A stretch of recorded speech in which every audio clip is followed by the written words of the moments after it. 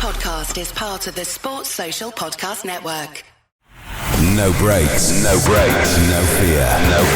The official British Speedway podcast. Welcome along to the official British Speedway podcast as the GB Speedway team are once again world champions. One last corner and Great Britain are world champions in 2024.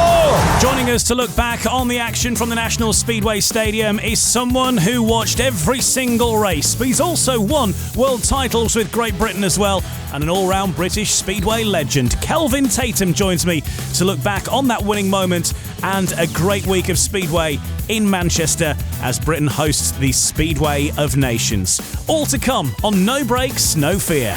No brakes, no fear. The official British Speedway podcast. Welcome along to another episode. I'm Ian Brannan and I'm joined by Kelvin Tatum as we look back on the 2024 Speedway of Nations. An action-packed week of Speedway at the National Speedway Stadium in Manchester with 4 events in total, the world's finest and some controversial moments. But the biggest news, of course, certainly for British Speedway fans, maybe not so much our Polish viewers, is the winners of the Speedway of Nations in 2024. And once again, the world champions, the same 3 riders picking up those gold medals as well as the management team. Team Great Britain sealing it with a race-off against Australia in the grand final on Saturday night. But of course, there was many twists and turns to get to that point, and we'll talk about that, not least as well, the SON2, Speedway of Nations 2, which did bring some joy for Poland on Friday night. So, Kelvin, you were there. You've acclimatised back to the south after your trip to the northern regions. And of course, it was typical Manchester weather for the week, which certainly added a different dimension to things. But fair play to the National Speedway Stadium and all the track staff. And I know that a lot of people have been crediting and bigging up the Bellevue track staff, quite rightly.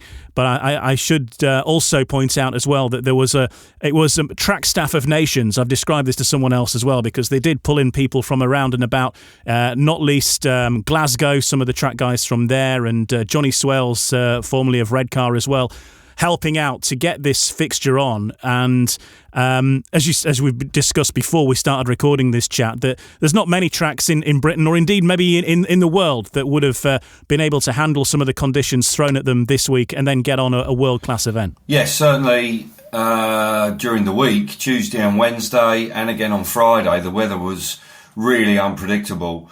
And as you rightly pointed out, a lot of credit goes to the staff and Andy Meredith and his cohorts, because I do believe that it could easily have lost a meeting, or you would have had a situation where one of the semi-finals was lost, or Tuesday night was lost, and then 2 having to be run on Wednesday, and then the week would have got really messy from that point of view. This year, in truth, weather has been really difficult around the country. But the National Speedway Stadium, the way it's designed, the material that's used, the expertise that they have there, they were able to get those events on. And in truth, even on Wednesday, which was wetter than Tuesday, the racing, incredibly, was actually still very good, you know.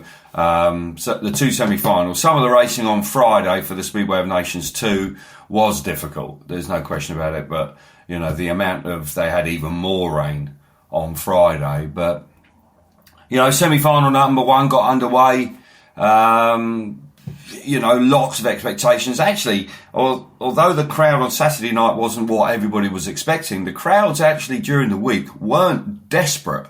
I've seen far worse in Speedway World Cups and Speedway of Nations. The last time it was held in Denmark, for example, I mean, there was 1 man and his dog on Tuesday and Wednesday, where there was a reasonable amount of people in the stadium. But we got underway and the semi-finals were reasonably predictable. I think the major teams all got through. The 6 teams that we were looking at, maybe the second semi-final, we'll come on to that. But the first semi-final was Sweden winning.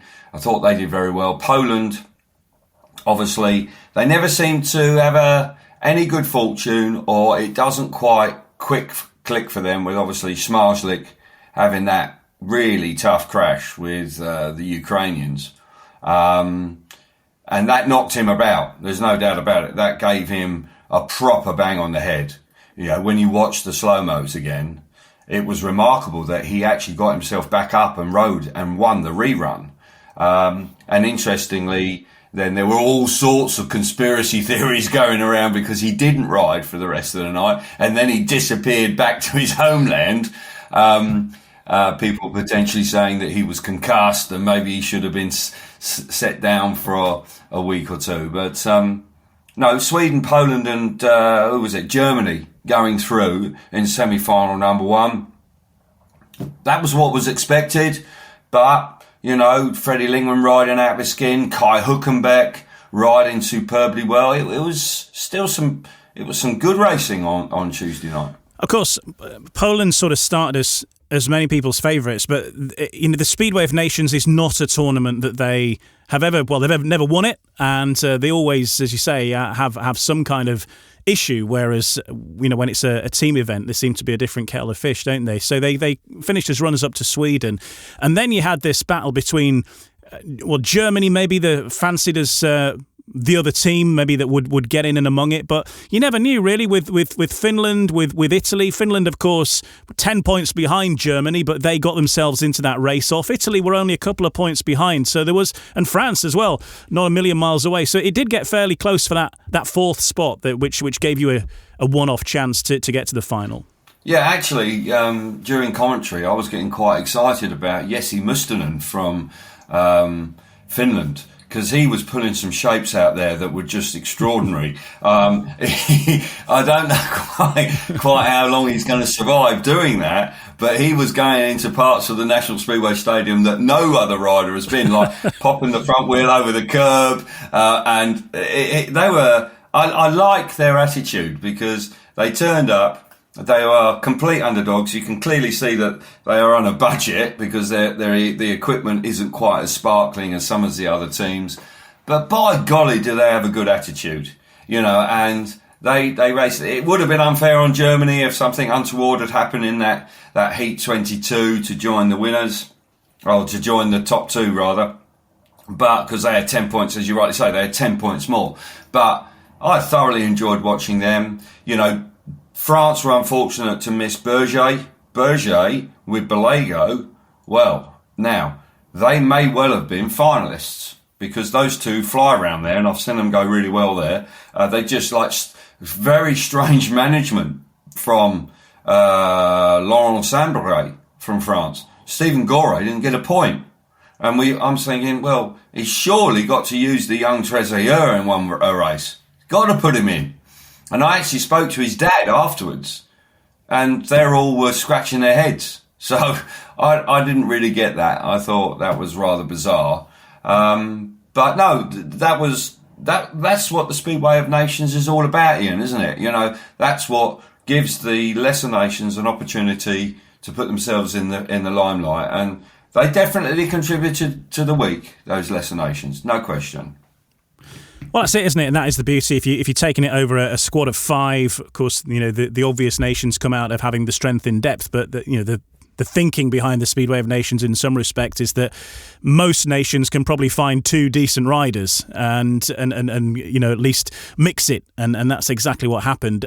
Incidentally, Antti Vulas, who was the top scorer for Finland, he got 17 points on the night of the 23 that Finland got. He's actually bagged, well, I think he got cancelled actually, but he bagged himself a guest spot with Bellevue because they've got a couple of injuries now, and so it certainly worked out well for Antti Vulas. Of course, they had signed Tate Zischke, who, well, he had a terrible crash on his debut for Bellevue, but Antti Vulas also a rider at Workington as well, and he actually came third in the Ben Fun Bonanza behind Dan Bewley and Jan Kvek, so he had a good end to his week really as well, so maybe he's going to get a chance at the top level as well. But again, people like seeing riders that give it a go, don't they, Kelvin? That's what you get. When we mentioned Jan Kvek and Dan Bewley, people love them because they're willing to get out there and get among it. And, it doesn't matter sometimes if you're not racking all the points up. If they can see the effort, then that's what gets fans off the seats as well, isn't it?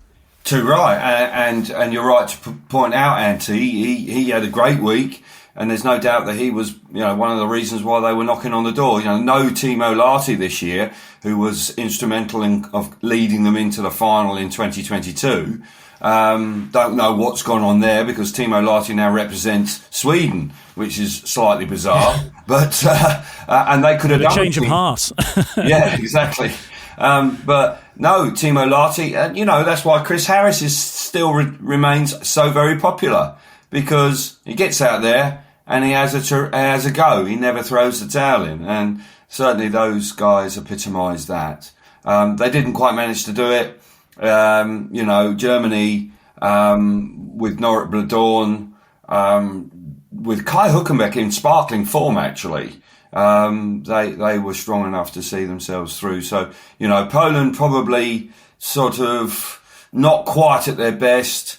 The world champion having a heavy fall. They went through. Sweden looking pretty good with Torssell. Actually, Torssell had a nasty crash in the week, but fair play to him. He managed to keep himself up and going. But no, it was a good opening round, despite the weather trying to intervene.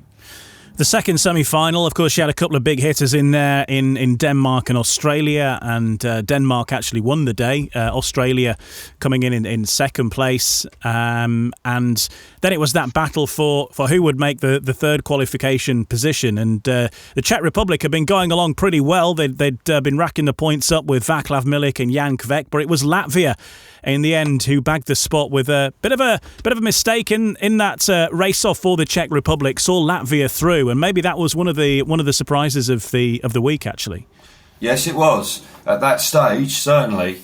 As you rightly point out, with the difference in point scoring with 4-3-2-0, the Czechs were in second and third. They didn't actually have to do any more than that. They were actually relatively comfortable there. Lebedev's was leading away, but Kvek was sort of had got the bit between his teeth and was closing in on Lebedev's.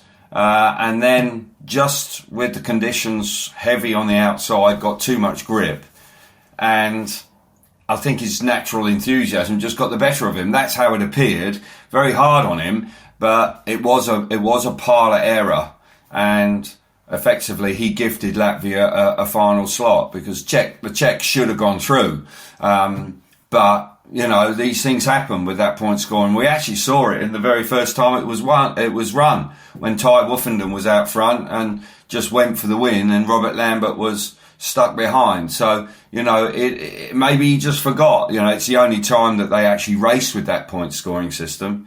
And I guess you've got to be aware and thinking clearly. But hey, Czech Republic's loss was the Latvians' gain, and they were more than delighted to qualify. So a bit of a shock there. But Sweden looked, Denmark in that particular meeting were outstanding. They were outstanding. The management team with Nicky Pedersen and Hans Andersen, rotating their squad. They could do no wrong in the semi-final, and their boys looked like superstars. And they only dropped a couple of points. They scored 40 points. They only dropped 2 to Australia. Australia, obviously, Jack Holder did something similar to what Jan Kvek did. He dropped it. But in the end, Denmark and Australia expected to go through. They duly did. And Latvia coming through as a bit of a surprise package. But another really good meeting, like Heat 3, even though it was wet. I remember Mikkelsen making a great big long dash down the inside. And again, the racing was of good quality throughout the night. Yeah, the track staff really worked their socks off to get that track right on the Wednesday, especially with all the rain that came down, and they scooped a lot of yak off the top and managed to get things running, which, fantastic effort. And the rest of the base of the track was pretty firm, and once it turned over, it was great, wasn't it? What do we reckon about the United States, Kelvin? They had Luke Becker, of course, but it's sort of that strength in depth, isn't it, as far as the States are concerned? Gina Manzarez and Brock Nickel were also in the side. They had a larger squad as well, who also competed in the Ben Fund meeting pretty successfully, actually. It turned 1 or 2 heads, but for the Speedway of Nations, what do you reckon to Team USA? I don't want to be too downbeat about America, but Brock Nickel and Gino Manzarez aren't new riders. they've been around a while. Gino Manzarek is a rider that was here probably 10 years ago riding for Ipswich. And in truth, Gino Manzarek is a good, solid, probably league rider, but is he an international rider? I would argue no. Brock Nickel is semi-retired, having spent a number of years here and has gone home. Luke Becker looked super. Luke Becker rode out of his skin. He won some races and beat some big names at the National Speedway Stadium, and he looked like genuine top class. I think America's problem is they've got to find another one. They need to find and generate the interest to get some pucker, new, young talent coming through. And then maybe they will be a force to be reckoned with. Right now, they just haven't got enough riders, and enough riders that are full-time, Ian. They've just not got it, We've had the Rummels in previous years. Brock Nickel made a real good go of it a few years ago, but effectively now has gone back to America and it just rides as it's a hobby, really, Speedway for him now. So, yeah, America have got work to do, but as I say, the one shining light for me was the form of Luke Becker, who hasn't had a great season for the Leicester Lions, but they're on a big stage. I've got to say he rode really well. What the future holds for America, I think it's a long road back. They've got to generate the interest at home to encourage people to learn or want to ride Speedway again. The days of the 80s and 90s and Billy and Greg are gone. And there isn't a lot coming through. So it would be lovely to see. But nonetheless, I'm looking at results here as you just reeled off. Norway, obviously, a minor nation. They found it tough. Slovenia, none of these nations were going to get to the final. But as you say, being in a Speedway of Nations semi-final, those guys go home hopefully a bit richer for the experience. For Norway, obviously, Matthias Polstad gave it his all. He's one of the strong upcoming riders who's racing in the continent. It's interesting that they left out Lasse Fredriksson, who has been riding in the British leagues. He rides for Edinburgh, and he's a decent rider on a British track. And to bring in some sort of unknown names, you would think that maybe having a British-based rider that might come with a level of support as well. You get the Edinburgh fans involved. It was interesting that they overlooked him, considering that he's, I think, the only Norwegian rider racing in Britain right now. It was sort of an interesting call, but there we go. Well, it's a call that you can't really understand. It seems that maybe politics has involved the only way you would know whether the rider wanted to do it. Was he asked or was he invited, and he turned it down? You do these things you don't know. It's like the French situation. I didn't understand. Laurent Sambaret just didn't use his third rider when the other rider was clearly never going to score a point. Again, inexplicable. And sort of it leaves you with you sort of scratching your head a little bit. But, part of Matthias Polstad, here with him, he's got a future. He's got a future. If he keeps progressing, he looks like he could become the real deal, and that would be great. Rune Holter was there, and that was quite funny actually seeing Rune Holter on the sidelines actually supporting and working with the Norwegians, because about a decade ago or a bit more, actually he defected to become a Pole and actually won the World Cup as a Polish rider, which when you look back now is you would never have dreamt that the Poles would need to hire in a rider from another country because they're blessed with so many now. But no, we had a good chat with him, and he was saying that it is difficult because they've only really got 2 tracks running, and it's difficult to generate the interest. But no, semi-final number 2, as I say, more rain, track conditions tricky, but the track behaved impeccably. And apart from the Czechs kind of blowing it, Latvia joining Australia and Denmark in particular looking so strong. All of a sudden we were set for the final. Yeah, so that final then was contested on Saturday night, and it was between Sweden, Germany, Poland, Denmark, Latvia, Australia and Great Britain. I don't want to throw any spoilers in there. Surely by now you know what the result was. But of course, and if you don't want to know what the result was, then obviously you need to switch off now. But it was, I think everybody will know. when we were talking to people, I know we were trying to do a preview podcast. I ended up managing to put a preview podcast together with Rory Schlein, in fact, and he's able to speak for both Australia and Great Britain the way his career has gone. We all sort of said that probably it would be Poland, Australia, and Great Britain. Come the top three, that would be the podium that we were choosing, and that's the only thing we got wrong, really, that Poland actually had a worse evening than they probably would have imagined, because finishing fifth. We'll talk about the grand final in a moment, but first of all, get to Poland, because all the eyes were on them. It's going to be their year. This year, nobody's going to stop Bartosz Szmartlik. They're going to come over here and they're going to do it and show what they're made of. But it all went wrong, didn't it? It all went wrong. And for the first time, for a while, for me anyway, that we saw Szmartlik come unstuck, really, and start to lose his cool and throw his teddies out of the cot with Phil Morris a little bit when over that tapes exclusion. And, it just shows that he is human after all. Yeah, I don't think he was right. I get what you're saying, and when you look at it on the face of it, yes, he was a bit erratic. He wasn't quite the cool, calm, collected world champion that we've become accustomed to seeing. I agree with that 100%. But I think it reflects to what happened earlier in the week. I don't think he was right. I think when you looked at him in the pits after that crash earlier in the week, he wasn't really with it. And I think that that may have been one of the reasons why he wasn't quite as good on Saturday as he might have been. In truth, it's interesting that the conversations you were having leading up to the weekend, you had Poland in the top three, or Poland as favourites. Interesting talking to my version of results, Chris's, talking to Tony Briggs, talking to lots of people. Actually, none of us had Poland in the top three. None of us. I certainly didn't. No, because they don't like it. They don't like the Speedway of Nations. They never have.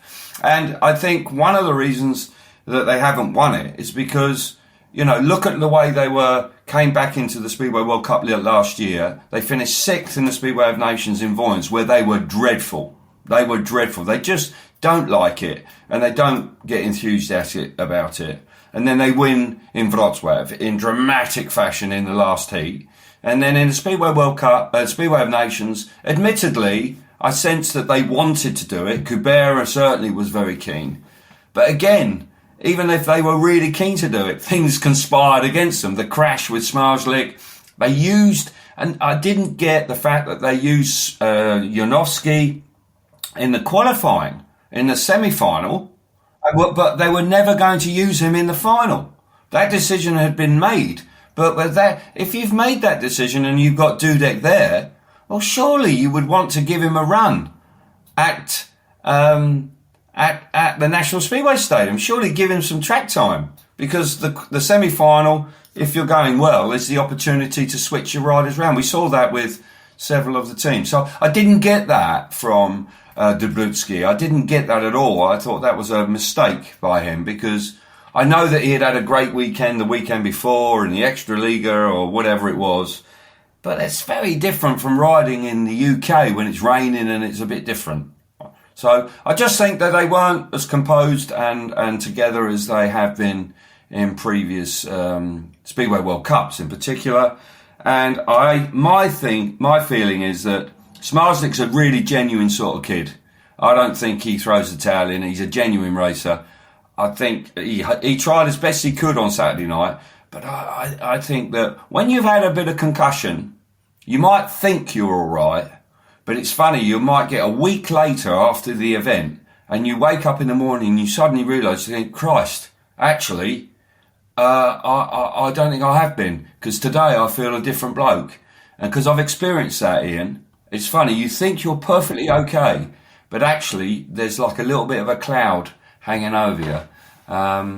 But he obviously didn't want to pull him out, did he? He didn't use Dudek, and so it didn't go right for Poland. And again, they've had another disappointing Speedway of Nations. Reading some of the comments online from Polish fans, I think, like you said, really, that maybe they think that he should have pulled Szmartlik out, and the fact that that his name has gone before him, really, and it's like, well, he's in there come what may, and if Bartek says he's fit to ride, but I think there are a few people who would have preferred to have seen Janowski and Kubera maybe in the side and leave Smarshak. Brave decision, but maybe actually the fact that he got, and we've talked about this not on this podcast because we say we were going to do this preview, which we never happened. You had to go to the dentist, Kelv. You had to sit on the sidelines. Oh Christ! I mean, that was a week from hell. A week from hell. We need a podcast on my dentistry just on its own.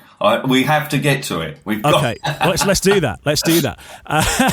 But the whole choice of the and but I did mention this to Rory Schlein when we're doing that one, that your thoughts on the team selection, perhaps that Dubrucki sticking with the names he knew, and actually some Polish fans saying that maybe there's a case for bringing Jarek Hampel back. Janusz Kolodze is among the top riders in Extraliga right now. He's right up there. He's got an average, he's doing very well. So on form, the riders, whilst yes, they may have been there, seen it and done it, the form at this moment in time, there are better Polish riders around that if you're going on that present form of this season, that they've been totally overlooked. And that's not including Wozniak as well. Yeah, I get that, and they put a lot of store in the performances in the Extraliga because they believe, and possibly rightly so, that it is the most competitive league in the world. But in entirely different conditions than you encounter in the UK. Kolodze, no chance, no way would I have had him at the National Speedway Stadium. The conditions that they encountered, I don't think would have suited him at all. I think Maciej Janowski, I understand completely why he was there. He's riding in the UK. He's not going great, but he's not going terrible. I think Dudek, I'm not sure. Pawlicki was in the squad. Jarek Hampel, I'm sorry, that boat sailed. From my point of view, no chance. 10 years ago, maybe, but not now. I think they came with a team that could win. I think they could have managed it slightly differently, and maybe they would have got a different result. You cannot legislate for that accident in the semi-final to your best rider. You just can't legislate from it. And I think it was a little bit like Gareth Southgate with Harry Kane. I think the player or the rider's just got too much credit with the manager, and his profile is so strong they just can't step him down. And I think that was the case with Bartosz Marzlik. And he declared himself fit. He flew back. He went back to Poland. He flew back in, obviously feeling... He wouldn't have flown back if he didn't think he could do the job, would he? So... But again, we can go on and on about all the different scenarios around Poland. The fact of the matter is, since 2018, Ian, they haven't done it. They haven't won it. And that is remarkable in itself. When you consider last year in 2023, they won every gold medal available. They won all of it. And they go to the Speedway of Nations, and for whatever reason, they just don't find it. It was the Russians to begin with that kicked everybody's backsides. Then we win. Then Australia did the business in Denmark a couple of years ago. So, but hey, they'll just have to lick their wounds, and they'll. Mate, you can't feel too sorry for them because they're going to win another World Championship with Smarzik anyway. All things being equal, by the time he gets to Cardiff in a few weeks' time, he'll be all refreshed and raring to go again. Yeah, absolutely it will, and that's a little bit down the line yet, but that is the next major international fixture on the Grand Prix circuit, Cardiff, in the middle of August. Let's get to that big moment then, Kelv. The winning moment at the National Speedway Stadium. It came down to a battle between Great Britain and Australia. Green on his arm, tapes her up. Away we go. Lambert's made the start. Jack Holder looks over his shoulder. Comes Lambert up the inside. Bewley's come through to third place. Brady Kurtz is out the back. Lambert's in front. Bewley's gone very wide indeed. Coming out of turn number 4. Jack Holder looking around. Can Kurtz do anything about Bewley? Kurtz around the outside. Jack Holder holding Bewley back. But it's at the moment, it's a 6-3 on the card. This has made it difficult for Bewley. He's gone to the back. He's got to run on the inside. He's going to pass them both. What a move from Dan Bewley. Bewley now coming through. Great Britain looking for revenge here. Turning the tables on Australia. What a moment that is. Can Australia respond? Robert Robert Lambert, who's been superb all night, looking great in the grand final. Bewley hanging on. They are charging hard behind him. One last corner, and Great Britain are world champions in 2024. The Speedway of Nations world champions here in Manchester tonight. What a moment for them. Maybe a sense of deja vu, Kelv, as well from a few years ago. The same three riders involved in winning that through Dan Bewley, Robert Lambert and Tom Brennan, the three selected riders for the final team there. But once again, as with a few years ago, Ty Woffenden finds himself injured and on the sidelines and really helps make that decision for Simon Stead and Olly Allen, and things could be maybe different. But also, the start of the meeting, it didn't start perfectly for Great Britain, with Dan Bewley having bike issues in his opening couple of rides as well. But once he got himself going, he didn't look back. No, and it's an interesting point you make about the fact that Ty Woffenden was injured.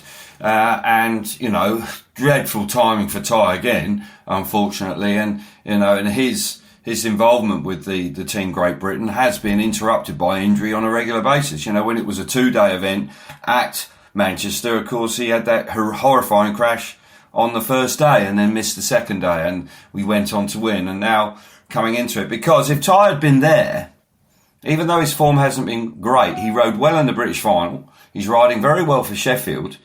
Dan Bewley hasn't scored a point in his first two rides. If you're Olly Allen and Simon Stead, are you thinking, we better give a 3-time world champion a run now? And all of a sudden, that might have actually created a scenario within the team that if then it hadn't have clicked with Woffenden, then that race, the third race, would have slipped away, possibly wouldn't have been world champions. But they obviously trusted Bewley. Brennan less experienced. They stuck with the same pair, and Bewley made up for it fabulously, didn't he? Came out in that third race. In fact, terrific turn back, probably the turn back of the evening, and he looked a completely different rider. So, and from then on, they clicked. I mean, Robert Lambert was just outstanding. I mean, he got a lot of criticism for his poor performance from the British final. Didn't even make the race off, did he? Didn't even make the last chance qualifier. And he would have been really upset about that, you know, with the big three there, all the three Grand Prix riders, and Bewley and Woffenden going head to head, and he missed out. But by golly, he made up for it on Saturday night. So yeah, I was proud of it. You know, I'm lucky enough to have done that. I won the World Team Cup back in the black and white days at Bradford. I was actually captain that day, so it means a lot. And for those involved to have had 2 golds and 2 silvers in the last 4 years, I mean, it's a really impressive run. Really impressive. Well, let's hear from them all now then. Robert Lambert, Dan Bewley, Tom Brennan, Simon Stead and Olly Allen, speaking to your colleague Kelv. Abby Stevens on Discovery Plus after that winning moment at the National Speedway Stadium on Saturday night. Yeah, twice in a row here. So, Australia and I'm not sure who won the year before. They've been good. So, awesome. And I rocked up the gate 3. I didn't think much of it, and I feel like that was one of the best starts of my career. So, pretty fun race, and the crowd's unbelievable. But talk us through that race, because there was no nervous moments for a second when it looked like Australia could get the advantage with Jack Holder in second and Brady Kurtz coming into third. Yeah, I know what the points are, and sat in third behind Jack, and obviously he's trying to help his teammate out. So it's a real tough spot to be behind, and I know how good Brady is around here, well, everywhere. 2 good riders, so. Brady kind of passed the 2 of us, and I just nipped back up the inside. So, sometimes when it's your night, doors seem to open for you. But, what a night. And, thanks for the crowd throughout. It's been pretty special. Doors have got to open, but you've got to go through them. Well done, Dan. Let me come through this way. Robert Lambert, what a captain's performance. Rider of the night, sir.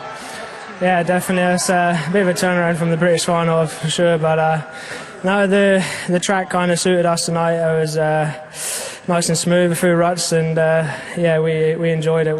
We stayed calm throughout, and me and Dan done the business. And how sweet was it? Extra sweet, revenge perhaps, that it was the other way round with Australia taking the win 2 years ago in Voyance. Yeah, that was tough to take, obviously, but. Yeah, we repaid the compliment, and managed to get the gold, and that's such an incredible feeling to get it twice in a row here in Manchester. It's been amazing to have the fans cheering us down the back straight, home straight when we come to the start. Just want to say a big thanks to everyone who's cheered us on today and really support us.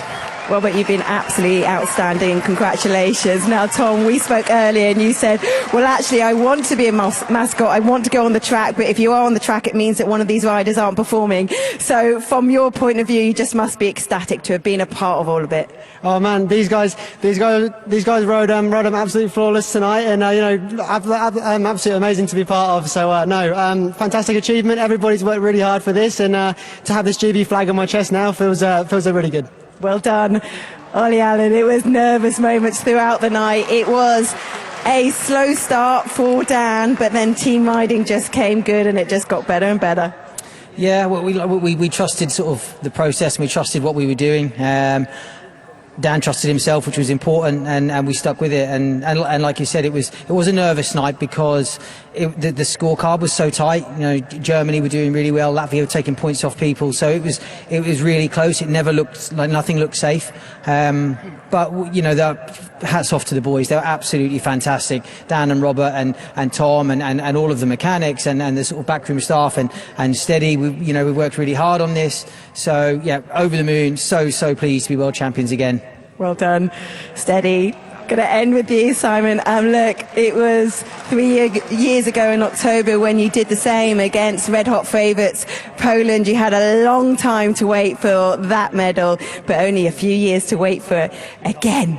Speedway of Nations champions again. Unbelievable, I just want to say a big thank you to the boys just for the unbelievable amount of effort that they've put in over the course of sort of this week. It's a long week, but also the process that we have, the work that we do behind the season all through the season. It's we've been building on it. We're trying to improve every year despite a couple of silvers. So to cap that off with a gold tonight has been superb, and just just the reward for such an amount of effort. Reward for all these people that are still here in the grandstands. Team GB, a huge congratulations. They are your Speedway of Nations champions. Well done. Amazing. Thanks, Abby. So there's the guys then, and they made it happen once again. Great Britain world champions at the Speedway of Nations. We'll have more reaction from Kelvin Tatum in just a couple of moments. No brakes, no fear. The official British Speedway podcast. Welcome back. I'm Ian Brannan, and I'm joined by Kelvin Tatum as we reflect and react to the big result at the weekend in the Speedway of Nations as Great Britain are champions of the world once again. Kelvin, let's go back to talking about that big night. One side of that maybe is worth talking about is the fact that you can have extra pressure riding on your home track. And I'm just thinking about Dan Bewley in all that. Obviously, it's not gone well in his first couple of rides. He's on his home track. I know that speaking to some riders, of your era, Kelvin, particularly I'm talking about Gary Havelock, actually, who found life difficult when he was riding at Bradford in major international competitions. Never actually, I don't know if he actually made a podium, never made the top step on his home track, and he always had that added pressure on riding on his home circuit. Is that something that would have really impacted, particularly Dan Bewley there racing on his home track, especially you're a couple of rides down and it's not going your way? It's a very good point you make, because and Gary Havelock would have experienced it. I experienced it with the British final being held at Brandon every year, riding for Coventry. No Coventry rider had won it, and you're just, because you ride there, there's this sort of expectation that it will be easier for you, but in truth it isn't. The track is often different from what you experience on a weekly basis for your league match. You've got riders that are upping their game. They're coming and they're prepared to ride and dig deep. And all those factors come into it. And Bewley is a remarkable man because he's won a hat-trick of British Championships in front of his home crowd now. And particularly this year, I think that was extra special, being able to do it with Ty Wolfenden and Robert Lambert in the field as well. And then for him to turn that around on Saturday night when, alarm bells were beginning to ring really, because last places with that scoring system were a no-no, and we'd had 2 after the first 2 races. They then clicked into gear, and then they were the most impressive team. So I think for Dan Bewley, I think it shows a mental strength and a resolve that champions have. And, you know, it's not, you don't see it very often, Ian, you know what I mean? So fair play to him, and that was pretty special. And then coming down to that final, of course, it was Britain versus Australia. If I did predict one thing, I said it would be really good to see a grand final with Dan Bewley and Brady Kurtz going at it. That would give the Bellevue fans something to think about. And that's exactly what happened there at the end with, I mean, we were talking about cutbacks, but that overtake from Bewley to go from last and then come steaming up the inside and take the 2 of them effectively to get into second place in behind Robert Lambert in that final. I mean, that was a move and a half, but one that was required at that moment, because that second beginning of that move that Australia were heading for victory. Yeah, it was a classic conclusion to the meeting, because, you know, it was so topsy-turvy in the first couple of laps. And Jack Holder was doing everything he possibly could to keep Kurtz alongside him, because second and third would have done, and they would have been world champions, and they would have retained the title. But Bewley, you know, I think Holder just slowed it down a fraction. Kurtz was then obviously slightly vulnerable, and Bewley read it fabulously well, and made that move, and then literally Robert Lambert and him just put their heads down and rode as like their lives depended on it, and clinched the deal and won the day, in which was a grandstand finish. You know, Australia actually were my favourites going into the event. I thought with Frick, Holder and Kurtz, I thought they might just have enough. I thought the 3 of them together would give Mark Lemon, if one of them was slightly off, that third rider, because I'd seen Frick ride there 2 weeks ago for the Leicester Lions, and he had a couple of races with Bewley that were outstanding. I mean, and although Mark actually made light of the decision to go with Kurtz before the event, he sort of made light of that. I still think that was quite a brave call for him, because, you know, the pair that had won the World Championship in 22 was Frick and Holder. Kurtz isn't a Grand Prix rider, hasn't made that breakthrough yet. Admittedly, he does ride Bellevue very well, but still, it was a brave one, and really and truthfully the right one, because Kurtz worked really hard in the early heats to make sure he got those third places. He really did work. He had quite often the worst gate, and he really showed a lot of commitment. When he passed Schmarzlik round the outside, I mean, that's possibly the pass of the week. I mean, Schmarzlik don't give you a lot of racing room, and he isn't hanging about. And he literally rode up the bloody safety fence to go round the outside of him. And I think even Mr. Schmarzlik had to tip his hat as he went by. He said, fair play, you want it that much, then you can have that. But no, a great finish. And I think a lot of respect between the 2 teams. But obviously in front of your home crowd, to do it again there, I think it was brilliant. It was absolutely sensational finish to the night. For Brady Kurtz, he's in the Grand Prix Challenge, actually, at Pardubice at the end of the season. Do you know, the way he's riding there, when you see him going round the long way around part of Schmarzlik, you think, well, there's no reason why, you know, he can potentially mix it when it comes to that event to decide next year's Grand Prix riders, because there's a lot more emphasis on that race off now rather than wildcards, I think, for 2025, isn't there? It does. I'm hearing so, yes. And Brady Kurtz is on the verge of becoming a fully fledged Grand Prix rider, and I think he would warrant it. I think he's one of those nearly guys. He's always been sort of just under the radar. It's been Frick, Doyle and Holder for the recent seasons, and Kurtz has always been slightly in the background. You know, when I think of Jason Doyle's career, he was a bit of a guy in a similar position where it was Ryan Sullivan, it was Lee Adams, it was Jason Crump, those guys, and Doyle was sort of the one that was overlooked. And then Doyle managed to get that breakthrough, and then all of a sudden he kicked on and has had a fabulous career. Maybe Kurtz will do something similar, but he'd have to do it everywhere, of course. He can't just do it at home, because not every meeting's held at Bellevue. But part of it's a big wide track, He's a rider that's got quite a lot of experience now. Wouldn't be a total shock to me if he was able to qualify. Mentioned for Germany, of course, Sweden finished third with Freddie Lindgren and Jakob Torsell. Germany missing out just by the 1 point. It was 27 points to Sweden, 26 to Germany. So very close to getting on the podium there, which is a good effort considering also with Poland and Denmark in that lineup as well. Not an easy task to finish fourth, and almost very nearly just bar that 1 point, finishing joint third or maybe even better. You never know. Well, to be honest, they were the surprise package of the final because they were leading it after a couple of races. They got off to a fantastic start.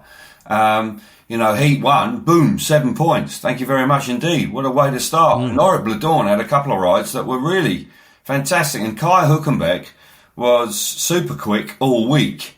In the semi he was great, and again in the final. They just ran out of steam. They just faded in the latter races, which was unfortunate because they could easily have picked up a medal, which would have been, well, I don't think anybody would have predicted Germany being in the top three. And they were within a whisker of doing it. And so fair play to them. And I think, it was a successful German Grand Prix in Lambert. It was a good crowd and a great meeting. Kai Hülkenberg is going well. Let's hope he can continue to go well in the second half of the GP season. But that was a really encouraging performance by them, and they'll be spurred on by that.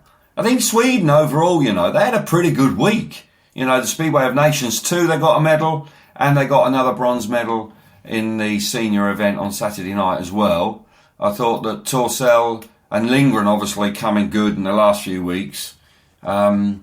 They led from the front, but both guys had pretty heavy crashes during the week. I mean, Torsell got hit by a rider, I think it was Melanchuk from the Ukraine. I mean, Christ, he just wiped him out coming out of turn 4, and he was lucky to get up with that. But I thought they had a pretty good week. But Germany, yeah, fair play to them. That was exciting to see them pushing so hard.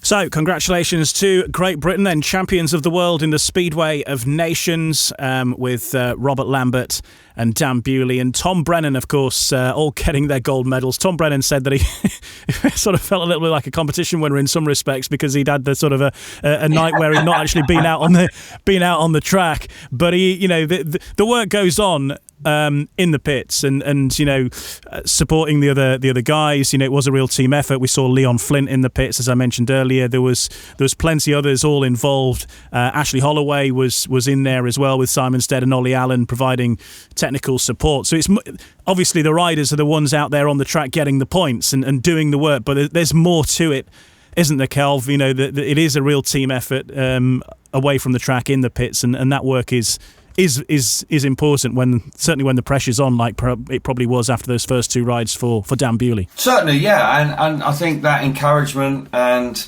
just from a peace of mind, you can start getting a bit nervous. You might feel a bit, on the back foot, crikey, it's not going as well, and then decisions have to be made, and then having good people around you that are being able to be a bit calmer and think straight. Well, let's try the other bike, Dan. Let's jump on the other one. Maybe that was a decision that was helped with Ashley Holloway there. But just generally that camaraderie in the pits, it just makes you feel a little bit of protection from the intensity of the evening. And it's a team that's been together for a while now. Rob Painter has been at the helm of Team Great Britain for I think it must be 4 or 5 years now, maybe. And under that period of time, he's been blessed with some world-class riders.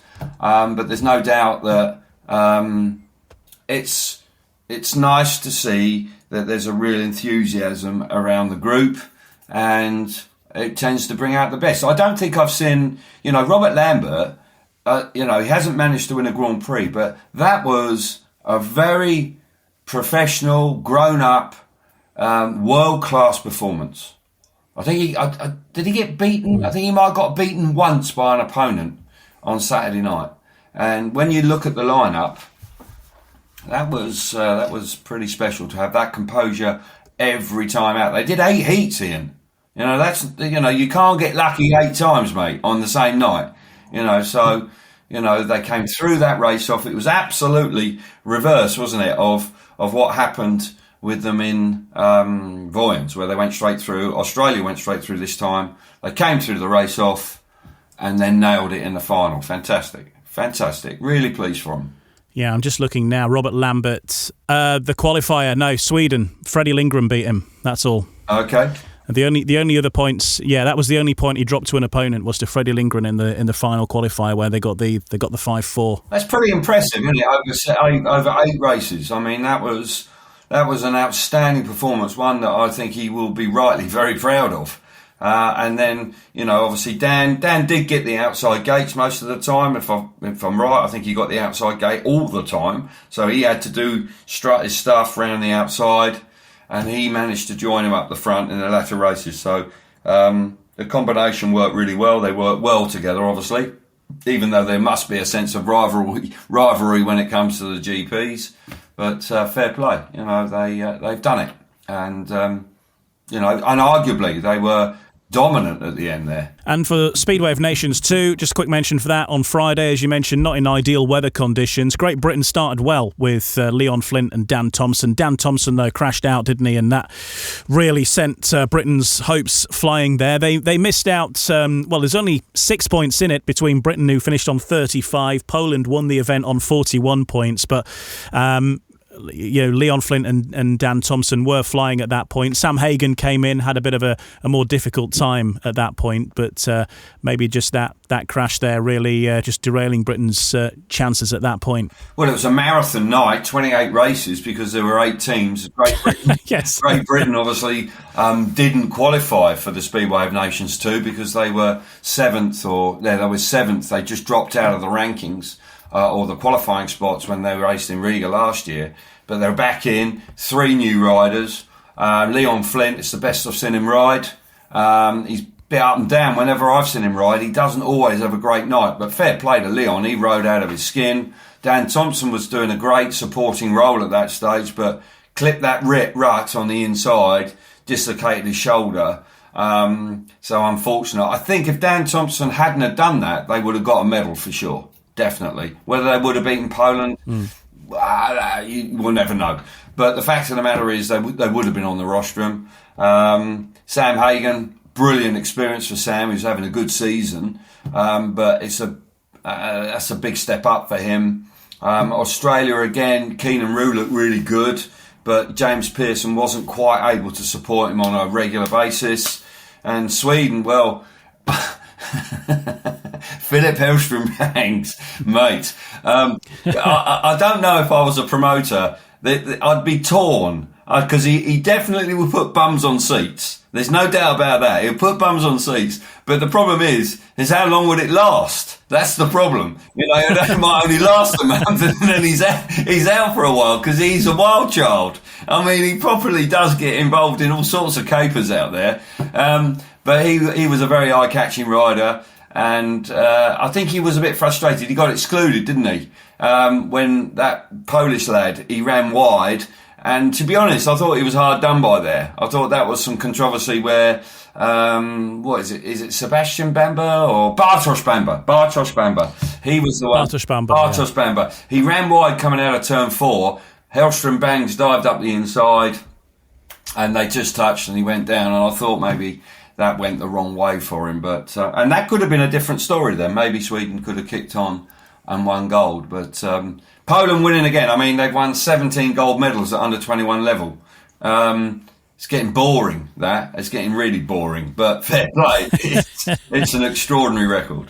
There's going to be no stopping that. I did an interview with Neil Vatcher before the SON2 a week or two ago, and he was saying he'd been over in Poland a couple of weeks back, and they had 90 entries for their youth championships in Poland. So there's no shortage of riders coming through the system there. It's frightening, just the volume that they've got of interest of riders at a young age, 16 or under, that are taking the sport up. It is a totally different level, isn't it? Yeah, well, we saw that with the SGP winner, wasn't it? Is it Maximilian Pawlczak, winning with a maximum? I mean, spoke beautiful English, rode like an experienced campaigner.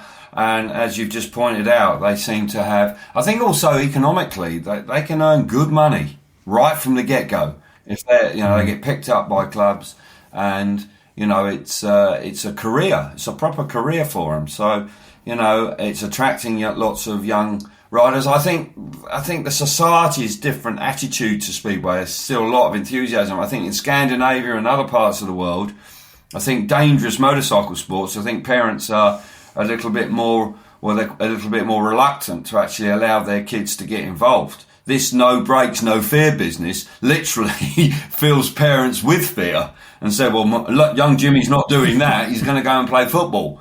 But right now, I don't see an easy answer to those issues. But Poland, in the end came through very well. So congratulations to them. But it didn't spur their senior team on. It didn't quite manage to do it. And I suppose that the under-21s have got the bragging rights going home. Mate, when are you going to get a medal, boys? Yeah, winning's not for everyone, Bartek. There you go. And we've got more on the way from Kelvin Tatum coming up in the next part of No Brakes, No Fear, the official British Speedway podcast. No Brakes, No Fear, the official British Speedway podcast.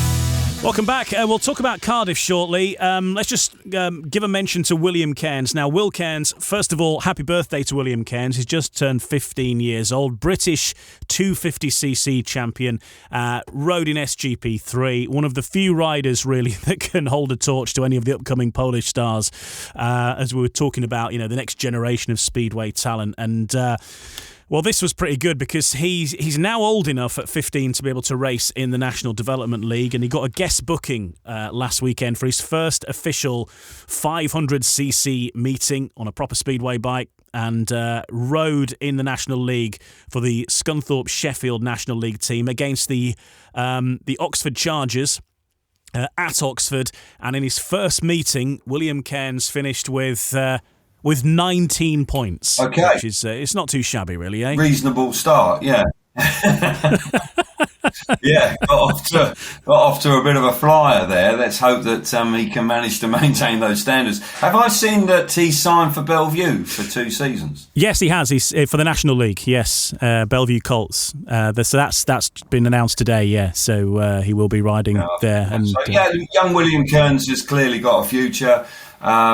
Surprising that his father owns Leicester Lions, if I'm right in thinking, but hasn't signed for the Leicester Lions. Wants to make his own way, but he'll end up going there at some point, I'm sure. I'm racing around there, but no, William Cairns is clearly a rider that has ability, and importantly has a good support package behind him. He's going to have good kit, and if the kid's got it in him and stays focused, then he's going to be somebody to keep an eye out for the future. So, 16, 17, the next 2 or 3 years, well... yeah, that's right. And, I think... I remember speaking to his dad, Paul, as you say, is the owner of Leicester. I was saying, so he's going to be riding for the Cubs then? And he said, no, he's not going to be riding for me. He's made it clear, and this was it, I think, in April. He's made it clear he's not going to be riding here. He's going to be, heading to, Bellevue was he had the pick of wherever he wanted to go, I think, but yeah, he's gone to Bellevue, and I think as well, obviously it's Bellevue, isn't it? But it's the kind of track as well to get him used to the sort of stuff he might face on the continent too. He's used to Leicester. He's ridden around Leicester a lot, tight tracks and what have you. He's nailed that. So I think the bigger tracks are something that he wants to get used to as well. So interesting to see how he goes in the National League for the rest of the season. Quick word about Cardiff then while we're on, because that'll be the next thing. It's not for a while yet, but that is the next Grand Prix on the calendar, believe it or not, in about 4 weeks from now, and heading to the Principality Stadium with obviously Schmarschlick with a healthy lead heading into that event, you could to say the least. But of course, everybody's looking for a British winner. We now know who the wild card's going to be. That's going to be Tom Brennan.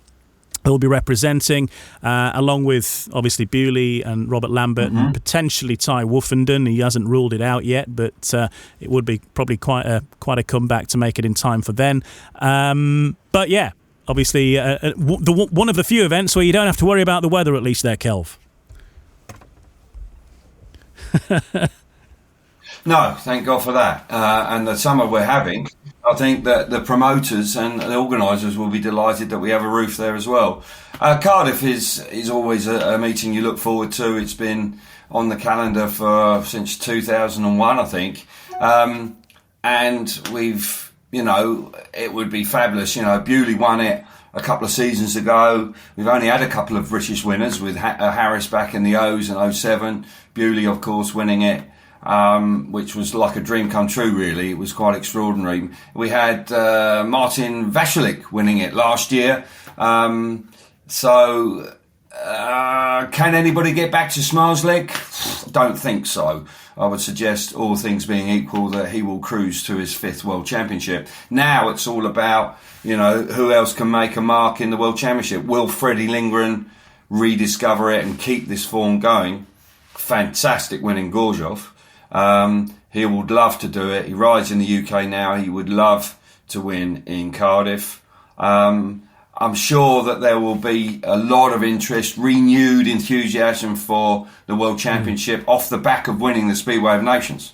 I've got to believe that. The win in Bellevue could do ticket sales a whole load of good going into the Principality. I've got to believe that. We will have 2-3 riders that will be very popular, Lambert, Bewley and Brennan.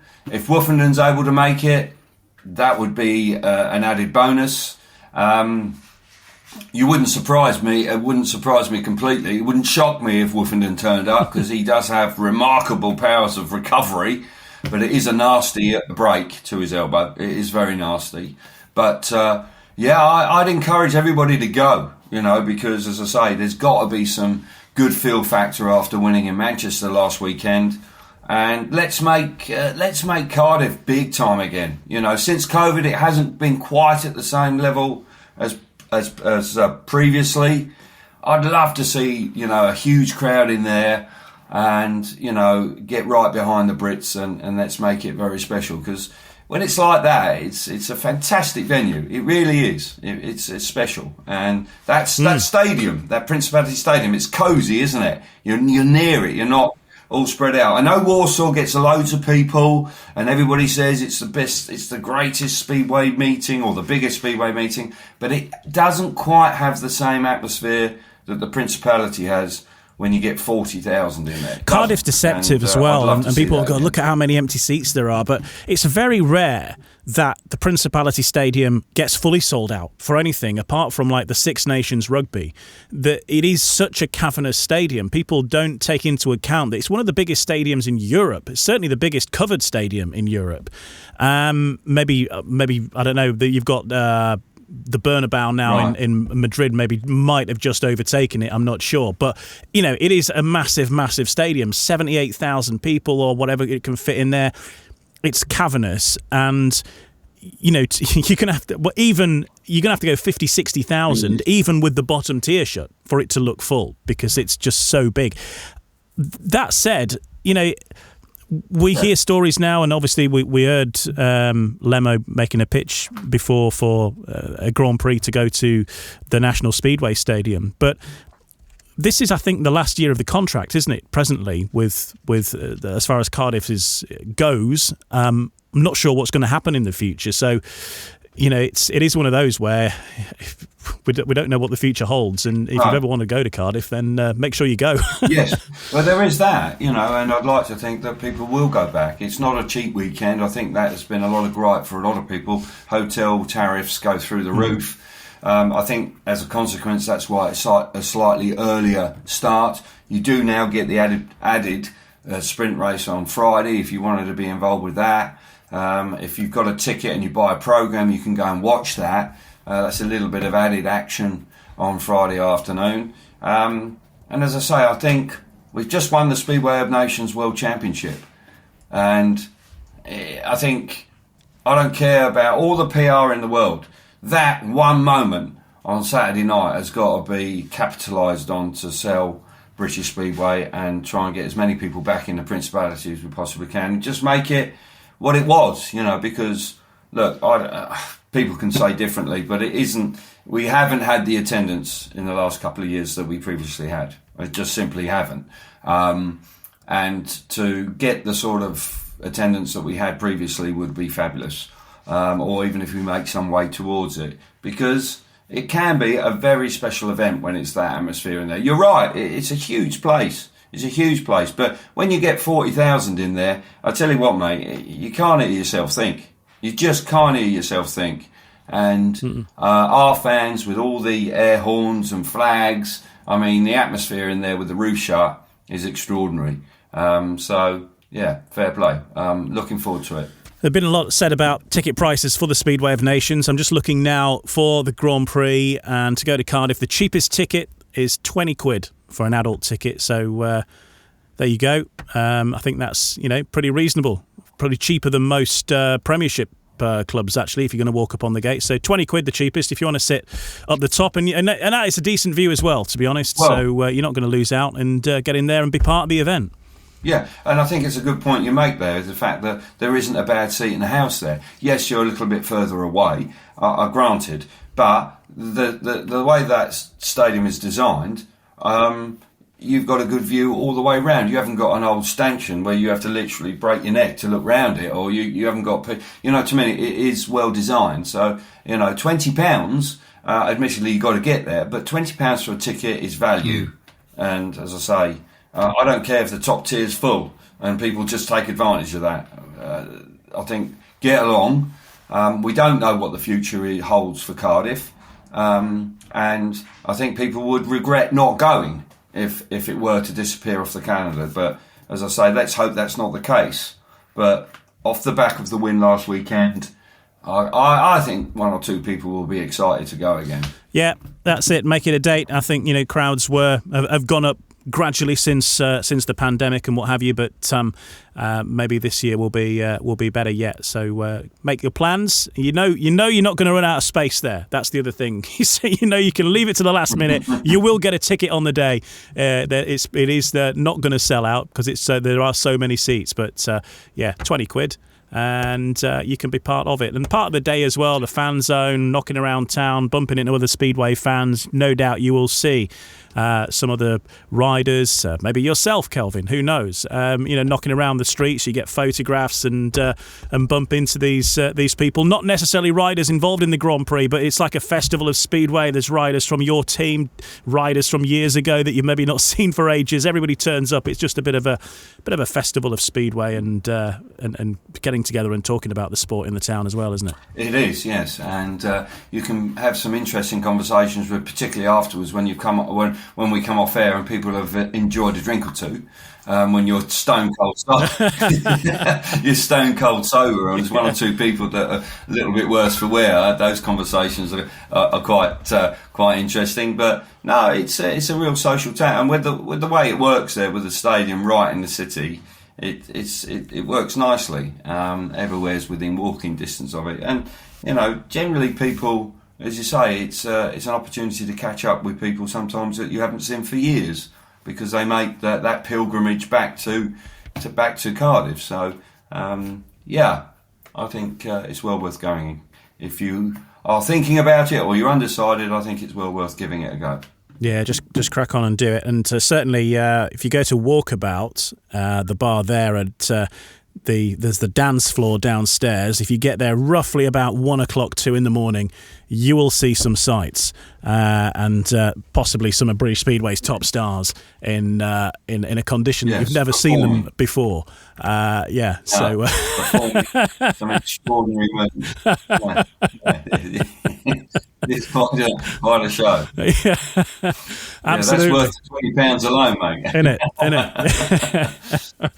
Yeah, I think was it last year or the year before? Somebody said Bartosz Smarslik walked in, and there was Smarslik and was it Nicky Pedersen chatting down on the dance floor there in Walkabout. It all happens. That's the place you need to go for your exclusives. But late at night and live the dream. Well, look. Cheers, Kelv. You'll be back in action in the British League very soon again with Eurosport Monday night. You've got the break for the Olympics, have you? Birmingham. I've got to go to Birmingham. Birmingham on the 22nd. Yeah. Unfortunately, Ipswich was postponed.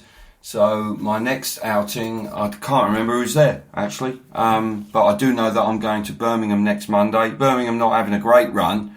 I'm looking forward to seeing Freddie Lingren there. Hopefully he can give them a real boost because they haven't had a great run. And to be honest, a lot of their guys have been out of form. Steve Worrell hasn't. Well, Steve Worrell was not even riding. Can't remember. He's ill. Yeah. He's ill. So that's tough for him. I think Pavlicki's had a good go, but it hasn't quite worked out for them. So, but no, we'll get back into the routine of doing that because with the Olympics, we will have a break for a couple of weeks. I think towards the end of July and the early part of August, we won't have domestic meetings, and then we will crack on every week at the conclusion of the Olympics because everything takes a back seat for that. But we'll be doing that, and then obviously looking forward to the GPs kicking off again in Cardiff. Birmingham Sheffield is your fixture on Monday at Perry Bar. So the champions in town, another tough fixture. We did see Birmingham early in the season when they hadn't won anything, and then they beat Bellevue.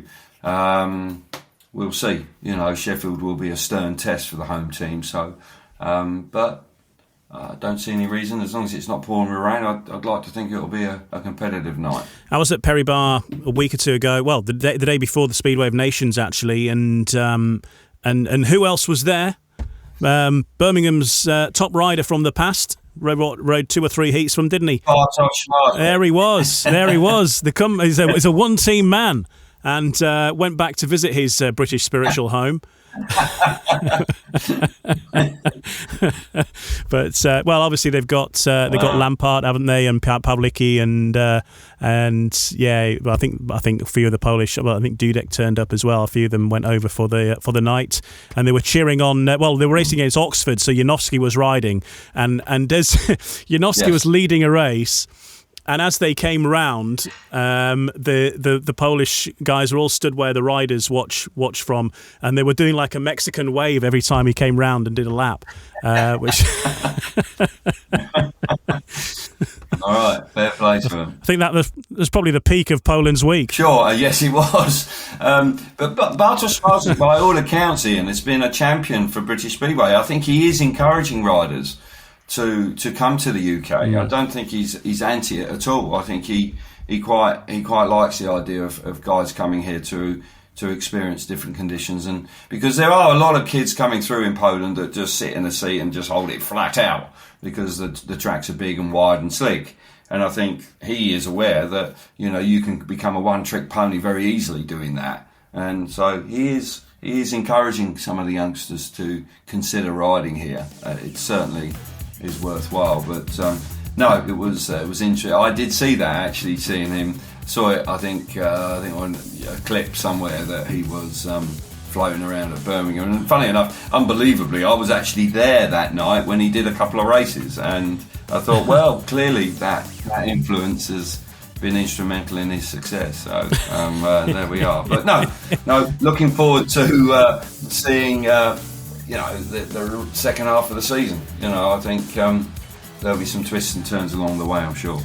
Absolutely, there will. We'll keep an eye on it. We'll catch up again soon. But thanks, Kelv, and I'm glad you enjoyed your trip north. But hopefully you'll be getting some warmer weather down south where you are, because it's looking pretty gloomy here right now. Yeah, me too. My thanks to Kelvin Tatum for joining us on this episode of No Breaks, No Fear, and you can hear more of Kelvin's own podcast, Tatum Talks, by searching for Tatum Talks Speedway on any podcast app. We'll round up by looking ahead to the fixture picture in British Speedway as we get back to domestic action for the first time in a week or so.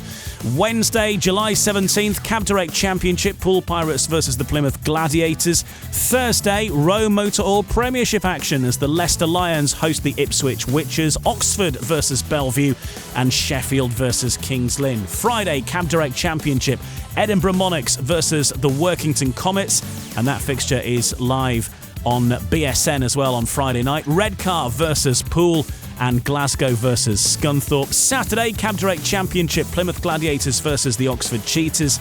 And Monday, Rowe Motor Oil Premiership action as the Bellevue Aces host the Oxford Spires and the Birmingham Brummies face the reigning champions, the Sheffield Tigers. And that fixture will be the one, as Kelvin mentioned, live on Eurosport on Monday night, before Eurosport take a little bit of a break with the Olympics and all that coming up as well.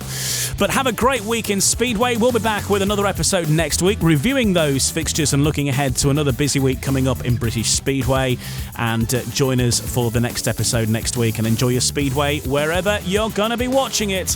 Have a great week, and we'll be back very soon with another episode of No Brakes, No Fear. Till then, take care. No Brakes, No Fear, the official British Speedway podcast. Sports Social Podcast Network.